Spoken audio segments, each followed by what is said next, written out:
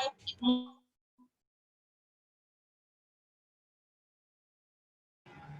वालेकुम मैम। अस्सलाम वालेकुम मैम। अस्सलाम वालेकुम बेटा, क्या हाल है आप सबका? अल्हम्दुलिल्लाह मैम, आप सुनाएं, आप कैसी हैं? मैं भी ठीक हूँ बेटा, अल्हम्दुलिल्लाह। ठीक है, okay. I hope everyone has joined the meeting. Okay, anybody can tell me what is carpal tunnel syndrome? Yes ma'am, Sharjeel मैं बताना चाह रहा हूँ मैम। कार्पल टनल बताएं। सिंड्रोम बेसिकली हम उसे मीडियन नर्व कंप्रेशन सिंड्रोम भी कहते हैं। इसमें कार्पल टनल में से जो मीडियन नर्व गुजर रही होती है, because of any weight, because of any over stretching of muscle, वो कंप्रेस हो जाती है, जिसकी वजह से हैंड में हमारे पास नमनेस, टिंगलिंग सेंसेशन, वीकनेस वगैरह फील होती है। Very good beta, very good. Any other student would like to tell me about compartment syndrome? Ma'am कोई और कंपार्टमेंट सिंड्रोम में ma'am Mishkat ma'am compartment syndrome में इंक्रीज प्रेशर की वजह से होता है with in one of the body compartments, जिसकी वजह से ब्लड वेसल्स जो हैं वो कंप्रेस हो जाती हैं और मोस्टली ये लेग और आर्म्स में होता है। और पैथोफिजियोलॉजिस्ट की ये है कि ये due to accumulation of necrotic debris and haemorrhage, और जिसकी वजह से ब्लड वॉल्यूम जो है वेसल्स में वो कम हो जाता है और इसकी वजह से एडिमा भी स्टार्ट हो जाता है आर्टरियोल्स और टिश्यूज में, और जो ठीक कि है। इस्कीमिया में हो जाता है जिसकी वजह से। ठीक है बेटा, very good, very good. Any other student would like to tell me what are the 5 P's of compartment syndrome? Ma'am paralysis होता है, पिक्लोथर्मिया होता है, पेन होता है, और उसके बाद पल्सलेसनेस होती है, और उसके बाद जो है उसमें पल्सलेसनेस होती है और नमनेस होती है। ठीक है, कुछ पीस मिस किए आपने। आप ना ये 5 पीस सब बच्चे जो है ना, 5 पीस को कम से कम बेटा प्रॉपर्ली पांचों के पांचों याद होना चाहिए, ठीक है। Yes ma'am. सबसे पहले पेन आप ज़हन में रखा करो। जब भी कंपार्टमेंट सिंड्रोम की बात होती है ना, सबसे पहली चीज पेन होती है, उसके बाद फिर बाकी सारी चीजें। ओके, सो जनरल ऑर्थोपेडिक डिसऑर्डर्स हमने आज कंटिन्यू करने हैं बेटा। इसमें जो आज का टॉपिक है ये वैसे शॉर्ट टॉपिक है, लेकिन ये बहुत हाई जील्ड टॉपिक है। इसमें बहुत ज्यादा टर्मिनोलॉजीज और इम्पोर्टेंट चीजें आप आज पढ़ेंगे। लेक्चर ओवरव्यू में हमने 3 चीजें कवर करनी है basically: neuropathies, avascular necrosis and gangrene. Neuropathy जैसे कि आपके सामने मौजूद है, the term it's a pathology of the neurons. तो बेसिकली होता ये है कि डैमेज होता है नर्व्स का, स्पेसिफिकली द पेरिफेरल नर्व्स, उसको आप न्यूरोपैथी कहते हो। उसकी डिफरेंट कॉजेज होती हैं एंड दे हैव द इसके कॉमन सिम्टम्स होते हैं and science. So neuropathy is damage or dysfunction of one or more nerves that typically results in numbness, tingling, muscle weakness, वही मोटर नर्व्स और sensory nerves वाली बात, and pain in the affected area obviously. Neuropathies frequently start in your hands and feet, but other parts of your body can be affected too. तो most commonly जो आपकी body के parts जो affect होते हैं वो आपके hands and feet होते हैं, ठीक है। और peripheral neuropathy is the major thing, तो obviously peripheral neuropathy peripheral parts of the body में ये होता है। तो ये बात कह रहे हैं कि peripheral neuropathy refers to a problem with the peripheral nerves. The peripheral nerves send messages from the central nervous system, the brain and spinal cord to the rest of your body. Most of the time, students think that the central nervous system means your brain only. The central nervous system contains your brain as well as the spinal cord. और वहाँ से spinal cord से आपकी peripheral nerves निकलती हैं और brain से आपकी cranial nerves निकल रही होती हैं, ठीक है। So आपकी peripheral nerves जो उनसी होती हैं उनके अंदर neuropathies होती हैं, जो कि हमने डिस्कस करनी है अभी।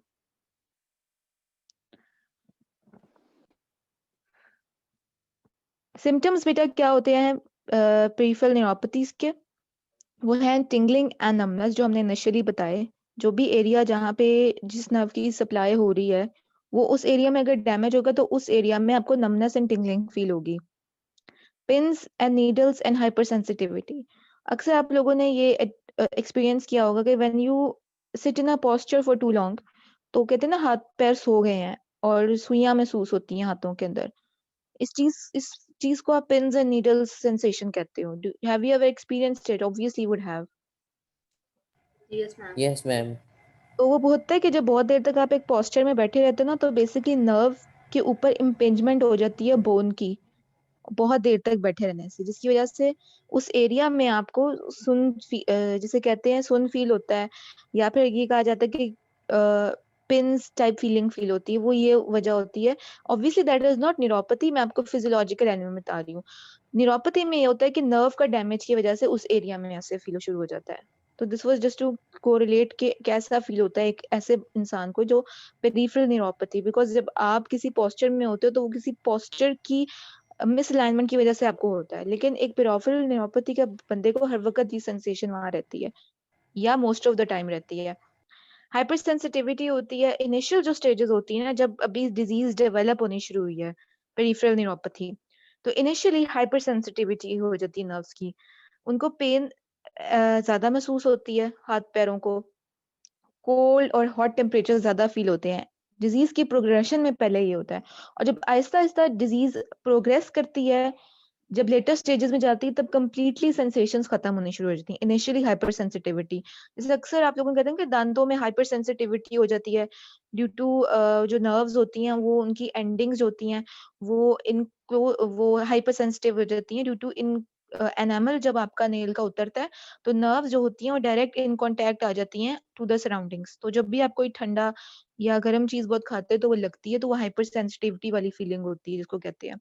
या बहुत ज्यादा एक्सट्रीम टेम्परेचर, कोल्ड टेम्परेचर की कोई चीज खा लो, like very frozen ice cream or anything like that, or even ice, so you get a sensation of hypersensitivity. Your nerves, they respond to that kind of a cold temperature. तो ये बात ये कह रहा है यहाँ पे कोरिलेट करने के लिए कि जो जिन लोगों को पेरिफेरल न्यूरोपैथी होती है उनकी डिजीज की अर्लियर स्टेजेस में ना, they tend to have hyper sensitivity towards the stimuli.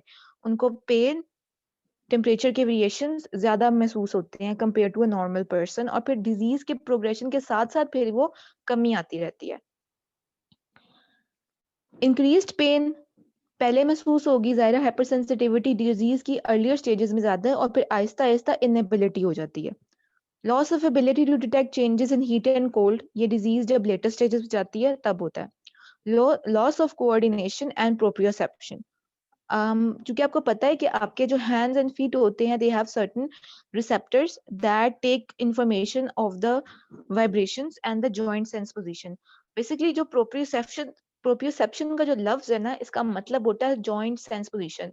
आपके ब्रेन को अनकॉन्शियसली पता होता है कि आप बैठे हो या आप खड़े हो, या आपका जॉइंट किस डायरेक्शन में फ्लेक्स्ड है या एक्सटेंडेड है। आपकी की पूरी जॉइंट की जो पोजीशन है वो आपके ब्रेन को पता होती है, and that is because of the proprioceptive receptors that are present in the joints, और उनकी इंफॉर्मेशन आपके पेरिफेरल नर्व्स लेके जाते हैं। तो पेरिफेरल नर्व्स का अगर इशू हो गया तो आपकी प्रोप्रियोसेप्शन भी नहीं रहती है, ठीक है। बर्निंग, स्टैबिंग, शूटिंग पेन होती है, जो कि स्टेजेस, इनिशियल स्टेजेस में हाइपर सेंसिटिविटी जैसे मैंने बताया, and this can worsen at night, and it can also lead to foot and leg ulcers, infections and gangrene. कोई बच्चा मुझे बता सकता है कि पेरिफेरल नर्व्स के डैमेज की वजह से या न्यूरोपैथी की वजह से अल्सर क्यों बनते हैं पाँव में? इन्फेक्शन क्यों होती है? Ma'am any idea? Blood circulation proper नहीं होगी तो बेटा ब्लड सर्कुलेशन को कुछ भी नहीं हो रहा न्यूरोपैथी में।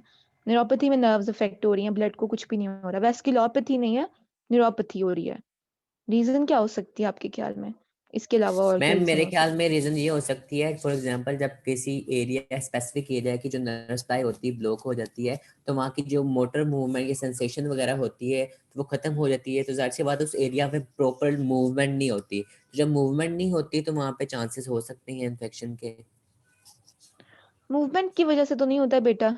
इसकी जैसे आपने कुछ हद तक पॉइंट पे पहुंचे हो, ठीक है, आपने थोड़ा बहुत 0.25-30% तक आपने कन्वे किया है। रीजन बेसिकली ये होती है कि जब आपके अंदर होती है ना सेंसेशंस ऑफ पेन और temperature variations, when you ever feel a painful stimuli you take your hand away from it. अक्सर आपने कभी महसूस किया होगा कि कभी किसी गर्म चीज पे हाथ लग जाए तो मिली सेकंड्स में आप अपना हाथ पीछे कर लेते हो, ऐसी बात है। लाइक एकदम से हाथ लगा, पीछे कर लिया आपने अपना हाथ, ठीक है। Yes ma'am. पेरिफेरल न्यूरोपैथी में क्या होता है, the people they don't feel pain, and whenever they get an impact, for example अगर आपके पैर पे छाला बन गया है, जूता आपने कोई ऐसा पहन लिया था या चोट लगने की वजह से जरा सी चोट हो गई है, तो आपने कभी देखा होगा कि जो छाला आपको बनता है पैर पे या हाथ पे, it is extremely painful no matter the size. छोटा सा पिन पॉइंट छाला भी बने ना, ब्लिस्टर बने, इट इज एक्सट्रीमली पेनफुल। ऐसा ही है? कम ऑन, गिव बिल्कुल मी मैम ऐसे ही है। आंसर्स। यस ठीक है, मैम। तो होता क्या है कि जो पेरिफेरल न्यूरोपैथी के लोग होते हैं उनको पेन महसूस ही नहीं होती है। अब जब उनको कोई भी इंजरी होती है, they don't know that they have a injury, they have a blister, they don't take care of it. तो वक़्त के साथ-साथ उस इंजरी में इन्फेक्शन होती है, वो इन्फेक्शन वक़्त के साथ-साथ बढ़ती रहती है, जब इस फुल ब्लोन इन्फेक्शन होती है ना, तब जाके उनको पता चलता है कि यार मुझे तो इन्फेक्शन हो गई है चोट की वजह से। So this is the reason why people they tend to develop injuries, ulcers and gangrene. Gangrene is the death of the tissue due to lack of तो ब्लड सप्लाई होता है। लेकिन गैंग्रीन के अंदर क्यों ये लीड करता है गैंग्रीन को? क्योंकि गैंग्रीन एक होती है वेट टाइप की गैंग्रीन, जो कि बैक्टीरियल इन्फेक्शन की वजह से होती है। तो बैक्टीरियल इन्फेक्शन क्यों हो रही है? क्योंकि person has not recognised that he was injured, so he didn't take care of the injured area, he didn't clean it, he didn't recognize it in the first place. So he got an idea why these type of people are very prone to develop injuries. It is similar to correlated with the condition that people who have अगर आप समझो diabetic neuropathy के जो लोग होते हैं, diabetes की वजह से भी न्यूरोपैथी होती है, अभी हम कॉजेस पढ़ेंगे ना। तो डायबिटिक न्यूरोपैथी के जो लोग होते हैं उनको हार्ट अटैक की पेन ही महसूस नहीं होती है, उनको लगता है जैसे पेट में दर्द हो रहा है या गैस हो गई है, इस तरह की होती है डायबिटीज के लोगों को। So you got the concept? Yes, ma'am. Yes yes ma'am, ma'am. Yes ma'am. Yes ma'am. तो डायबिटीज के लोगों में बहुत मुश्किल होता है, क्योंकि डायबिटीज ना सिर्फ डायबिटीज जो होती है, जो डायबिटिक न्यूरोपैथी है, वो ना सिर्फ पेरिफेरल नर्व्स को इफेक्ट करती है, वो आपके ऑटोनॉमिक नर्व्स को भी इफेक्ट करती है, which are your sympathetic and parasympathetic system, which are supplying your heart, your lungs, your intestines, all parts of the body. ठीक है। कॉजेज ऑब्वियसली डायबिटीज होती है, डायबिटीज मेलाइटस। इसके अलावा chronic kidney disease.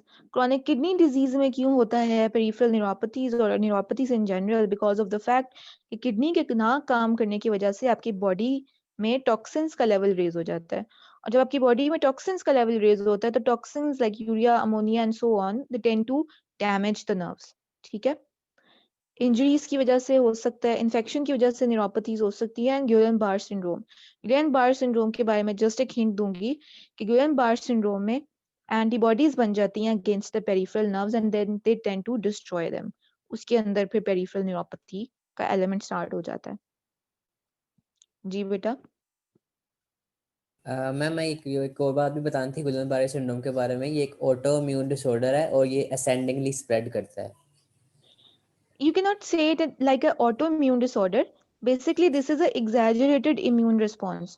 It is most commonly due to जो Guillain-Barré syndrome है, इसके अंदर होता है कि इनिशियली ना एक डायरिया लाइक कंडीशन डेवलप होती है पेशेंट को। मतलब कि पेशेंट को ना कोई इन्फेक्शन होती है, ठीक है। उस इन्फेक्शन के नतीजे में ना पेशेंट एंटीबॉडीज बनाना शुरू कर देता है। तो वो सर्टेन ऐसी एंटीबॉडीज पेशेंट बनाना शुरू कर देता है जो उसकी पेरिफेरल नर्व्स को भी इफेक्ट करनी शुरू कर देता है। तो it's a type of a exaggerated auto immune तो है ही ऑब्वियसली, लेकिन आप इसको एग्जैजरेटेड इम्यून रिस्पॉन्स के तौर पे भी ले सकते हो। ठीक है। Okay ma'am. कहा आपने बिल्कुल ठीक है, ये लाइक ऑटो इम्यून डिसऑर्डर भी होता है, लेकिन ये एक एग्जैजरेटेड रिस्पॉन्स होता है टुवर्ड्स इन्फेक्शन जो कि इनिशियली आपकी डिफरेंट चीज की वजह से हुई थी। और उसके नतीजे में होता है कि इसके अक्सर हम देखते हैं कि जो होते हैं ना गुइलेन बार सिंड्रोम, अक्सर बच्चों में होता है कि उनके अंदर होता है डायरिया लाइक कंडीशन डेवलप होती है, तो उनको एंटीबायोटिक्स पे लगा देते हैं। फिर क्या होता है कि जी कुछ देर के बाद, 1 हफ्ते के बाद बच्चा जो-सा है वो हाथ-पैर मूव करने बंद हो जाते हैं। ठीक है? और जब हाथ-पैर मूव करने बंद हो जाते हैं, you can not, even respiratory problem start शुरू हो जाती हैं, क्योंकि यस रेस्पिरेटरी मैम। जो वो होते हैं ना आपके रिब केज, उस पे भी इफेक्ट आ जाता है। मुझे जी इस जी वक्त ना रिकॉल नहीं हो रहा बैक्टीरिया का नाम, आई थिंक वो मैम, मुझे कैम्पाइलोबैक्टर पता है जेरेसी मैम, कैम्पेलोबैक्टर है, ग्राम नेगेटिव है ना। बैक्टीरिया ये। मुझे याद आ गया, आपने भी अच्छा याद करा दिया। तो कैम्पाइलोबैक्टर जेरेजी जो होता है ना बैक्टीरिया बेटा, उसके इन्फेक्शन की वजह से ये होता है। And it is a type of, क्योंकि बॉडी रिस्पॉन्ड कर रही होती है इन्फेक्शन को, लेकिन उसके नतीजे में जो वो एंटीबॉडीज बनाती है ना, वो आपके पेरिफेरल नर्व्स को जाके उन पे इफेक्ट करना शुरू कर देती है। बेसिकली बैक्टीरिया नर्व्स को इफेक्ट नहीं कर रहा, आपकी जो एंटीबॉडीज हैं वो नर्व्स को इफेक्ट करनी शुरू कर देती हैं। ठीक है बेटा, वेरी गुड। शर्जील नहीं। डायबिटिक न्यूरोपैथी के बारे Yes, में ma'am. थोड़ा एक्सप्लेन किया है स्लाइड्स में। The most common cause of peripheral neuropathy is diabetes. Around 60 to 70% of people with diabetes have some degree of neuropathy. High blood sugar levels cause damage to the walls of tiny blood vessels that supply oxygen and nutrients to the nerves in the ends of the hands and feet. तो जो हमने पढ़ा होगा वाजा नर्वोजम, capillaries of the nerves इनको कहा जाता है, वाजा नर्वोजम। तो बेसिकली जो ये कैपिलरीज होती हैं जो नर्व्स को सप्लाई कर रही होती है, इन कैपिलरीज के अंदर क्या होता है कि जो हाई शुगर लेवल्स हो जाते हैं ना ब्लड में, तो बेसिकली जो हाई शुगर जो लेवल होता है ना ब्लड में, वो ब्लड वेसल्स की जो वॉल्स होती है ना उनकी थिकनिंग करवाना शुरू कर देता है। ठीक है, तो थिकनिंग की वजह से क्या होता है कि ऐसी जो वेसल्स जो कि नर्व्स को सप्लाई कर रही होती हैं वो ऑक्लूड हो जाती हैं, और जिसकी वजह से नर्व्स को प्रॉपर न्यूट्रिशन नहीं मिल जाती और वो उनका डैमेज शुरू हो जाता है, और डैमेज के नतीजे में क्या होता है, neuropathy. So high blood sugar levels can cause damage to walls of the tiny blood vessels that supply oxygen and nutrients to the nerves in the ends of the hands and feet and essential organs in the body such as eyes, kidneys and hearts in case of, क्योंकि मैंने इसमें जब detail मैंने पढ़ी हुई है तो उसमें जो पता है कि डिफरेंट टाइप्स होती हैं डायबिटिक न्यूरोपैथी की, peripheral neuropathy, autonomic neuropathy and so on. तो एक तो पेरिफेरल नर्व्स को भी इफेक्ट कर रही होती है डायबिटीज, साथ साथ आपका जो ऑटोनॉमिक नर्वस सिस्टम है जिसमें आपको पता है आपका हार्ट किस वजह से चल रहा है, it is because of the electrical impulses, आपका हार्ट ब्लड को पंप करता है। एंड सिमिलरली आपके हार्ट के अंदर जो सेंसेशंस होती हैं उनको भी जो है ऑटोनॉमिक नर्वस सिस्टम करता है। सिमिलरली जो लोग होते हैं जिनको ऑटोनॉमिक डायबिटीज, ऑटोनॉमिक न्यूरोपैथी हो जाती है डायबिटीज की वजह से, उनको यूरिनरी इनकॉन्टिनेंस, फीकल इनकॉन्टिनेंस, ठीक है, ये भी डेवलप होना शुरू हो जाता है क्योंकि ऑटोनॉमिक नर्वस सिस्टम के जो ऑटोनॉमिक नर्व्स होती हैं in addition to peripheral nerves वो भी अफेक्ट होनी शुरू हो जाती हैं। As a result not only does the skin become damage, because obviously skin को भी स्किन के अंदर क्या होता है, क्योंकि स्किन के अंदर नर्व्स की इम्पल्सेस नहीं पहुंच पाते, तो इसकी वजह से आपको जैसे शुरू में बताया कि पेशेंट को महसूस ही नहीं होता कि उसको कोई चोट लगी, अल्सर बना है, और उसके साथ साथ रिस्क वक्त के साथ साथ डैमेज का इंक्रीज होता रहता है।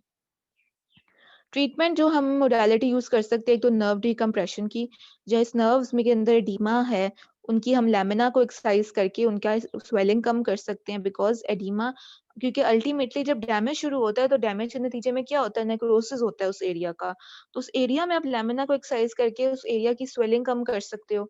ठीक है, and secondly the most important and foremost आपने मेडिकल ट्रीटमेंट से ही शुरू करना है। मेडिकल ट्रीटमेंट में आप प्रीगैबलिन एंड गैबापेंटिन देते हो। दीज आर बेसिकली बेंजोडाइजेपिन्स जो कि आपके जो नर्व्स होती है ना उनकी रिलैक्सेशन करवाती है, उनके जो हाइपर सेंसिटिविटी जब डेवलप होती है ना, तो आपको पता है कि जो ये बेंजोडाइजेपिन्स होते हैं वो रीपोलराइजेशन करवाते हैं आपके नर्व्स का। डीपोलराइजेशन में एक्शन पोटेंशियल आता है और नर्व्स एक्टिव होती हैं, रीपोलराइजेशन में नर्व्स रेस्टिंग मेम्ब्रेन पोटेंशियल की तरफ वापस जाती हैं। तो what these drugs do, they keep it in the they उसके अंदर से एक्शन पोटेंशियल्स नहीं जाने देती, ताकि जो हाइपर सेंसिटिविटी की वजह से पेशेंट को एक्सक्रूशिएटिंग पेन और हाइपर सेंसिटिविटी डेवलप हुई है उसको रिलीव करने के लिए ये ड्रग्स यूज किए जाते हैं।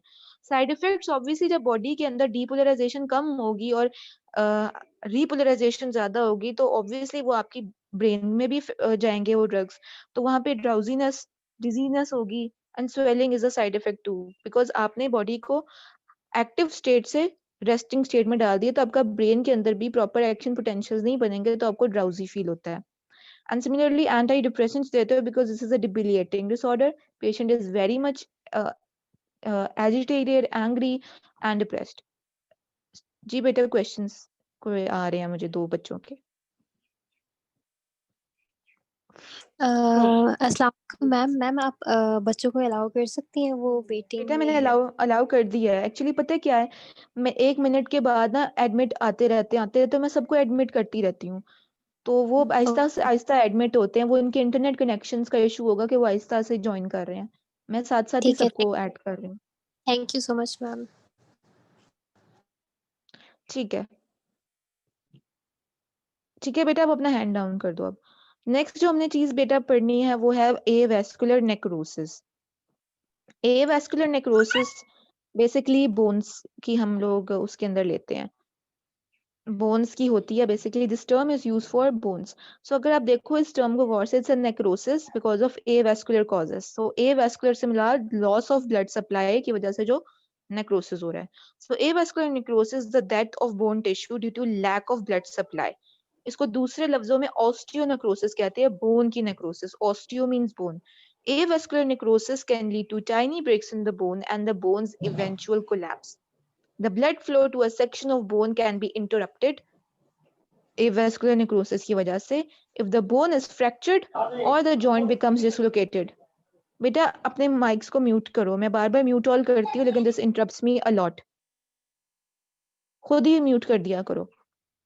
सो ये बेसिकली से आखिरी लाइन में ये बात की है कि ब्लड फ्लो क्यों एक बोन को नहीं जाता, बिकॉज उस एरिया पे या तो फ्रैक्चर हुआ है या वो एरिया में जॉइंट की डिसलोकेशन होगी। फ्रैक्चर की वजह से आपको पता है कि एक तो बोन का फ्रैक्चर तो होता है, साथ साथ आर्टरीज की भी रप्चर हो जाती है, और आर्टरी के रप्चर की वजह से या किसी भी वजह से क्या होता है कि उस बोन को प्रॉपर न्यूट्रिशनल ब्लड सप्लाई नहीं मिलती और उस एरिया का आहिस्ता आहिस्ता एवास्कुलर नेक्रोसिस शुरू हो जाता है। सिम्टम्स क्या होते हैं अर्ली स्टेजेस में? अगर सिर्फ एक बोन पे एवास्कुलर नेक्रोसिस हुई या फ्रैक्चर नहीं हुआ, बिकॉज फ्रैक्चर के अपने सिम्टम्स ही होते हैं like pain, bruising, swelling, visual deformity and so on. लेकिन if there is a simply case of avascular necrosis, किसी और रीजन की वजह से अगर ब्लड सप्लाई नहीं पहुंच पा रहा बोन को, जिसमें फ्रैक्चर अगर कॉज नहीं है, कोई कोआगुलोपैथी हो गई या उस एरिया में ब्लड क्लॉट आ गया या उस एरिया के अंदर जिसे कहते हैं इन्फ्लेमेशन हो गई है ब्लड वेसल की due to any reason other than fracture, because fracture के इमीडिएट साइंस एंड सिम्टम्स होते हैं उसके अलावा से, लेकिन उसके अलावा अगर किसी और रीजन की वजह से ब्लड फ्लो नहीं पहुंचा बोन को और बोन की वेस्कुलर नेक्रोसिस शुरू हो गई है, तो उसमें क्या होता है कि इनिशियली सिम्टम्स नहीं आते क्योंकि बोन इंटैक्ट है। लेकिन वक्त के साथ साथ जब डिजीज प्रोग्रेस करती है, बोन की जब आहिस्ता आहिस्ता डेथ शुरू हो जाती है लॉस ऑफ ब्लड सप्लाई की वजह से, the disease becomes painful. At first, you may experience pain when you put pressure on the affected bone. जब अफेक्टेड बोन पे वेट का प्रेशर आता है फिर पेन फील होती है, और वक्त के साथ साथ पेन मुस्तकिल रहनी शुरू हो जाती है। If the disease progresses and the bone and the surrounding joints collapse, you may experience severe pain, because obviously जब बोन की डेथ शुरू हो गई, बोन वीक हो गई, और एक पॉइंट आएगा जब बोन कोलैप्स कर जाएगी। ठीक है, you may experience pain that interferes with your ability to use your joint. तो एक तो ये कि causes, there are so many causes of avascular necrosis. इसमें fracture dislocation of joint is one of the premium or the main causes. तो obviously fracture की तो अपने सिम्टम्स होते हैं, वो तो फौरन महसूस हो जाते हैं या डिसलोकेशन के, लेकिन जो कॉजेज अदर देन दीज हैं लाइक कोएगुलोपैथीज की वजह से या एथेरोस्क्लेरोसिस की वजह से, जिसकी वजह से ब्लड सप्लाई रुक गई है बोन को जाननी, तो उसमें वक्त के साथ साथ आपको डिजीज की प्रोग्रेशन नजर आती है। इसमें एक एग्जांपल मैंने ऐड की है avascular necrosis of the head of the female, one of the common cause जो एवास्कुलर नेक्रोसिस की एग्जांपल्स हैं। Avascular necrosis of femoral head is a pathological process that results from interruption of blood supply to the bone. ये तो वही definition ही बता दी उसने avascular necrosis की। Causes एक तो फ्रैक्चर डिसलोकेशंस द मेन कॉजेज, उसके अलावा क्रॉनिक स्टीरॉयड यूज की वजह से। क्रॉनिक स्टीरॉयड यूज की वजह से एवास्कुलर नेक्रोसिस कैसे होता है? क्रॉनिक स्टीरॉयड यूज में क्या होता है कि जब आप बहुत ज्यादा क्रॉनिकली बहुत देर से स्टीरॉयड यूज करते जा रहे हो, develop a condition of Cushing syndrome. Cushing syndrome में आपकी बोन्स वीक और ब्रिटल होनी शुरू हो जाती हैं, और बोन्स की वीकनेस और ब्रिटलनेस की वजह से क्या होता है कि बोन्स की डेथ शुरू हो जाती है, और उसके अंदर जो माइन्यूट कैपिलरीज होती हैं बोन्स की, उनकी भी डेथ शुरू हो जाती है बिकॉज ऑस्टियोसाइट्स की डेथ की वजह से, जिसकी वजह से क्या होता है कि एवास्कुलर नेक्रोसिस हो जाता है हेड ऑफ द फीमर का। क्रॉनिक अल्कोहल यूज की वजह से भी होता है, बिकॉज अल्कोहल यूज करने की वजह से क्या होता है कि आपके लिवर के फंक्शंस इफेक्ट शुरू होते हैं, और लिवर आपको पता है कि इज द मेन हब जहाँ पे आपका जो ब्लड सप्लाई होती है वो इंटेस्टाइन सारे सारे जो आपका न्यूट्रिएंट्स हैं वो लेके इंटेस्टाइन में से ब्लड और जाता है, पोर्टल जो सिस्टम होता है आपका लिवर में, और फिर लिवर के थ्रू लिवर से हार्ट में आपका ब्लड जाएगा, और वहां से फिर आपकी बॉडी को न्यूट्रिशन मिलनी शुरू होगी। तो अगर आपका लिवर डैमेज हो गया तब भी आपको न्यूट्रिशनल सप्लाई बॉडी में नहीं मिलता। ठीक है, एंड सिमिलरली कोएगुलोपैथीज की बहुत कॉजेज होती हैं, जिसके कहते हैं कोएगुलोपैथी को अगर आम जुबान में कहीं कहते हैं खून गाढ़ा हुआ है बंदे का, उसकी प्लेटलेट एग्रीगेशन बढ़ गई है, क्लॉटिंग फैक्टर्स जब बॉडी में बढ़ जाते हैं तो आपका बॉडी में थ्रोम्बाई फॉर्मेशन बढ़ जाती है, और जब थ्रोम्बाई फॉर्मेशन बॉडी में बनती है तो जिस आर्टरी या जिस वेसल में थ्रोम्बस बनता है तो उसके डिस्टल एरिया को ब्लड सप्लाई नहीं मिलता। तो अगर वो बोन है तो बोन में कोएगुलोपैथी अगर उसकी वेसल्स की हो जाए तो बोन की एवेस्कुलर नेक्रोसिस शुरू हो जाती है, among many other causes.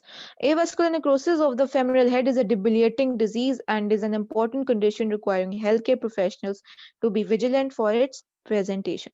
यहाँ पे मैंने एक छोटी सी डायग्राम रखी है आप लोगों को दिखाने के लिए कि ये आपको फेमरल हेड नजर आ रहा है। इससे आप देख रहे हो कि ऑब्चुलेटर आर्टरी बहुत छोटी सी आर्टरी देती है, जबकि नेक के ऊपर मेन एनास्टोमोसिस मौजूद है, जो कि मेन जो आपकी फेमरल आर्टरी आ रही है उसमें से प्रोफंडा फेमरस की आर्टरी निकलती है और वो मीडियन और लेटरल सर्कमफ्लेक्स आर्टरी देती है और यहाँ पे आपका एनास्टोमोसिस बनता है। अभी देखो कि हेड के रीजन में इतना अच्छा ब्लड सप्लाई नहीं है, ठीक है दिस। तो अगर किसी भी वजह से यहाँ पे अगर आर्टीरियल सप्लाई खत्म हो जाता है तो आपके फेमरल हेड की नेक्रोसिस शुरू हो जाती है।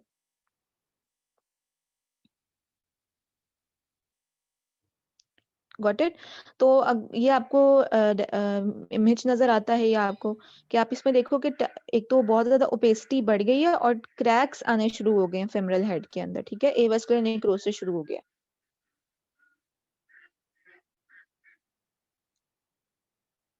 ट्रीटमेंट आप जो कर सकते हो in cases of avascular necrosis of any type, not necessarily femoral head, of any type, you can give bone grafts. जो बोन जो कि जिसकी डेथ होगी उसकी जगह एक बोनी ग्राफ्ट्स आप कहीं से इम्प्लांट करवा सकते हो। ऑस्टियोटमी से मुराद है removal of the dead bone और dead piece of the bone, तो आप उसको परमानेंटली रिमूव कर सकते हो। टोटल जॉइंट रिप्लेसमेंट कर सकते हो, लाइक हिप जॉइंट हमने टोटल में पढ़ी थी कि आप एसिटाबुलम भी नया लगा दोगे और हेड ऑफ द फीमर भी नया लगा सकते हो, प्रोस्थेटिक।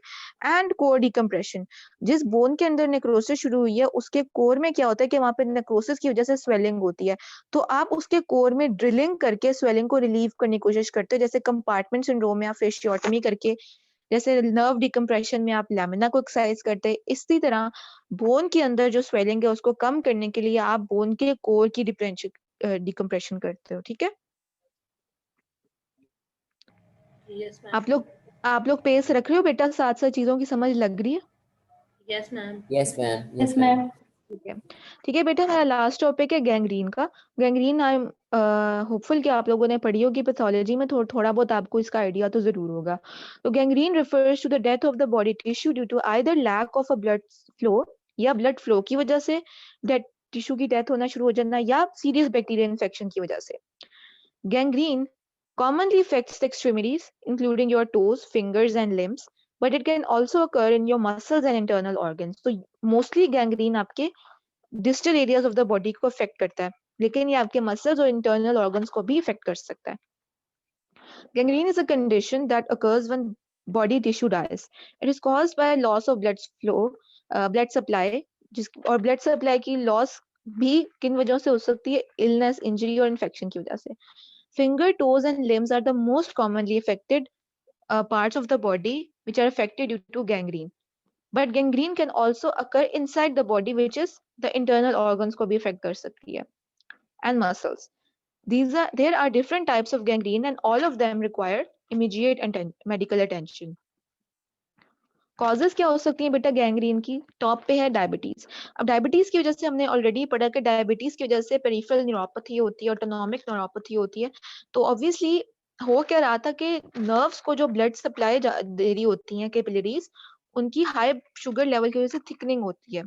जब यही thickening major arteries of the body में शुरू हो जाती हैं, जो कि आपके लिम्स, हैंड और फीट को सप्लाई करती हैं, तो हाई शुगर लेवल्स आपके ब्लड वेसल्स की थिकनिंग करवाना शुरू कर देता है, उनकी थिकनेस को इंक्रीज करवा के उनकी ओक्लूजन करवा देता है। तो हमने यही एक रीजन पढ़ी कि गैंग्रीन की जो फोरमोस्ट रीजन होती है होने की, वो क्या होती है? Loss of lack of blood supply की वजह से। और लैक ऑफ ब्लड सप्लाई क्यों हो रहा है? In case of a diabetic vasculopathy, thickening of the blood vessel walls की वजह से।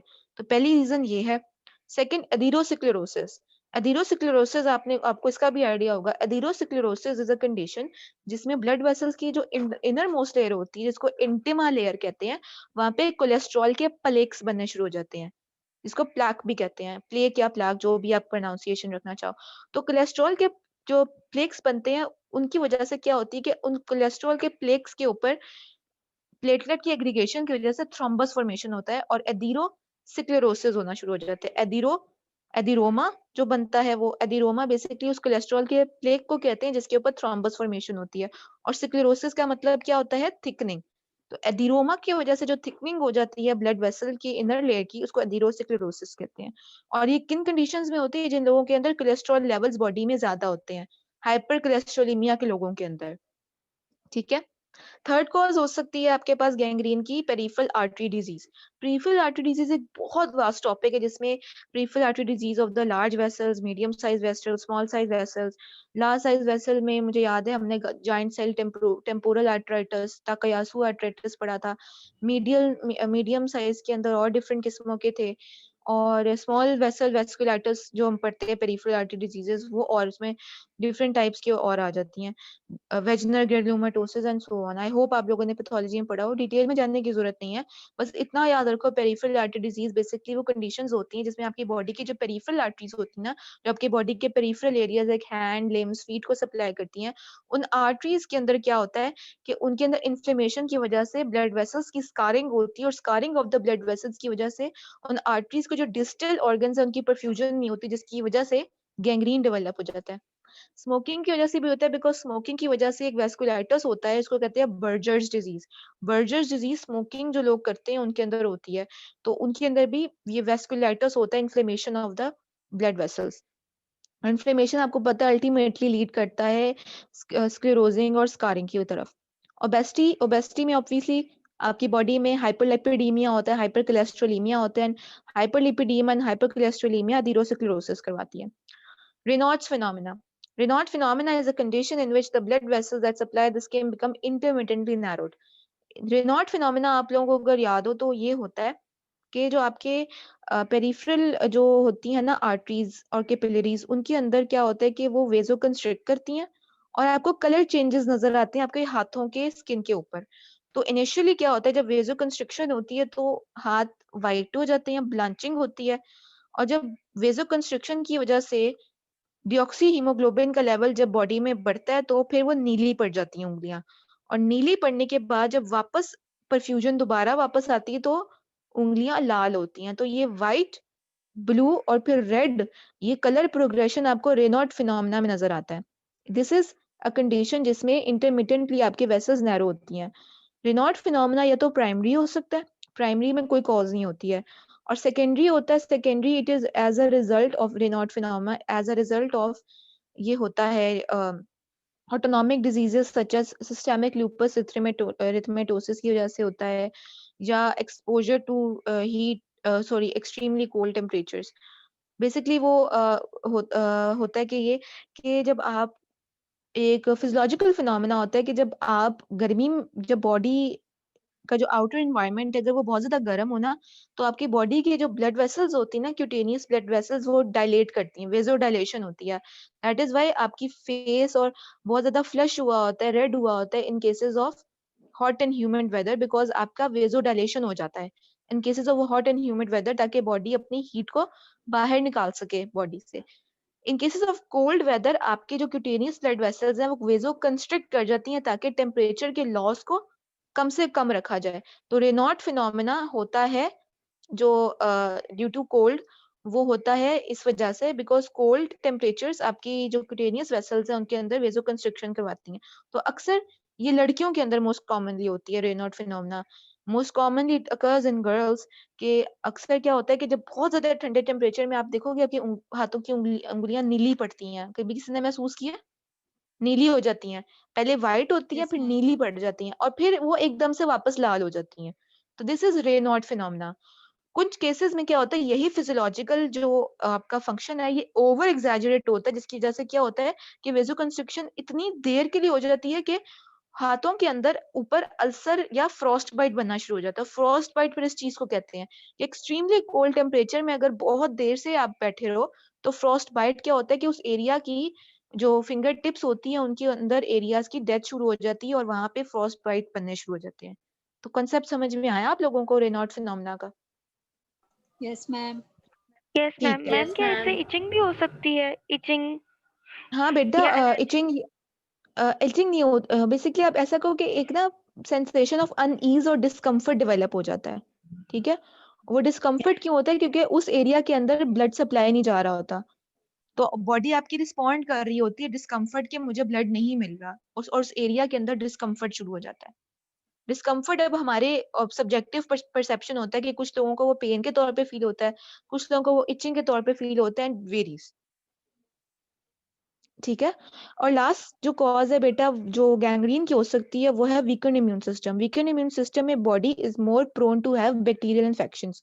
और हमने गैंग्रीन वाले इसी टॉपिक की शुरू वाली स्लाइड में क्या पढ़ा था? बैक्टीरियल इन्फेक्शन भी कॉज होती है गैंग्रीन की। तो weaken immune system increases the propensity of having bacterial infections.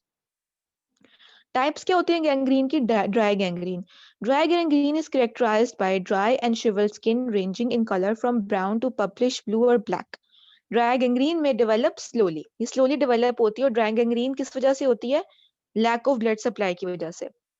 It occurs most commonly in people who have arterial blood vessel disease such as atherosclerosis or in people who have diabetes. ये मैंने सारी detail आपको पिछली slide में बताई। तो skin आपको देखने में ऐसी लग रही है, आप ये देखो कि स्किन मैंने यहाँ पे बताया it is dry and shrivelled.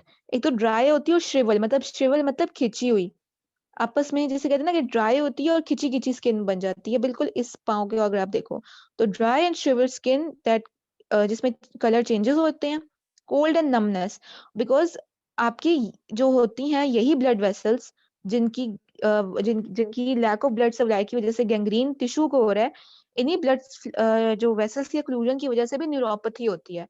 तो जो बंदा जिसका ड्राई गैंग्रीन होता है उसको न्यूरोपैथी का एलिमेंट भी चल रहा होता है। क्यों? क्योंकि नर्व्स का डैमेज भी साथ साथ हो गया है। तो ठंडे पैर होता है, अगर इसी पैर को आप हाथ लगाओ ये ठंडा पैर होगा। और pain may not be present depending upon the progression of the disease, ठीक है। अगर डिजीज की प्रोग्रेशन अभी शुरू हुई है तो हाइपर सेंसिटिविटी होगी, और अगर बहुत आगे प्रोग्रेस कर गई है तो क्या होता है? पेन फील नहीं होती है, ठीक है। Then we have wet gangrene. Wet gangrene is referred to as wet if there is bacterial infection in the affected tissue. ठीक है, या तो इसी ड्राई गैंग्रीन के ऊपर बैक्टीरियल इन्फेक्शन हो जाए तो ये वेट गैंग्रीन बन जाएगा, या वेट गैंग्रीन इटसेल्फ किसी भी अगर एरिया के अंदर एक्सट्रीम बैक्टीरियल इन्फेक्शन हो जाए, उस बैक्टीरियल इन्फेक्शन की वजह से उस एरिया की डेथ टिश्यू की शुरू हो जाए तो उसको भी आप वेट गैंग्रीन कहोगे। तो उस एरिया के वो एरिया swollen up होता है, swelling blistering होती है, and a wet appearance are most common features of wet gangrene. It may develop after severe burn के बाद जो सुपरफिशियल इन्फेक्शंस की वजह से वेट गैंग्रीन शुरू हो जाता है। फ्रॉस्ट बाइट, जो मैंने अभी आपको बताया कि उसी फ्रॉस्ट बाइट की वजह से जो कि आपने एक्सट्रीमली कोल्ड टेम्परेचर में वेजोकंस्ट्रिक्शन की वजह से अल्सर डेवलप हो गया, उस एरिया की ड्राई गैंग्रीन हुआ, फिर वेट गैंग्रीन हुआ, तो उसके ऊपर जब सुपरफिशियल इन्फेक्शन होगी तो वो वेट गैंग्रीन में कन्वर्ट हो जाता है।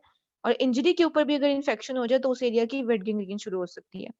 It often occurs in people with diabetes who unknowingly injure a toe or foot. तो अगर याद आ रहा हो कि हमने यही चीज हमने शुरू में देखी है कि डायबिटीज के लोगों को, डायबिटिक न्यूरोपैथी के लोगों को पता नहीं होता कि उनको चोट लगी है, तो दे कंप्लीटली इग्नोर स्मॉल इंजरीज और अल्सर्स इन देयर बॉडी। और जब वो ऐसी चीज अपनी इंजरीज को इग्नोर करते हैं तो वो वक्त के साथ साथ बढ़ती रहती है और वहां पे इन्फेक्शन शुरू हो जाती है, ठीक है। Wet gangrene needs to be treated immediately because it spreads quickly and can be fatal. तो अक्सर सुना है कि पैर काट देते हैं, एम्पुटेशन हो जाती है शुगर के पेशेंट्स की, यस पैर मैम। कटता है, या फिर बिलो द नी या above the knee, different types होती हैं एम्पुटेशन की। Toe amputation, foot amputation, below the knee, above the knee, amputation की भी डिफरेंट टाइप्स होती हैं। तो एम्पुटेशन करना पड़ता है हमने उनको, ठीक है। तो ये एम्पुटेशन क्यों किया जाता है? बिकॉज अगर किसी भी एरिया में अगर वेट गैंग्रीन हो जाता है ना तो वो स्प्रेड करता है, दैट इज उस एरिया की एम्पुटेशन करनी बहुत जरूरी होती है।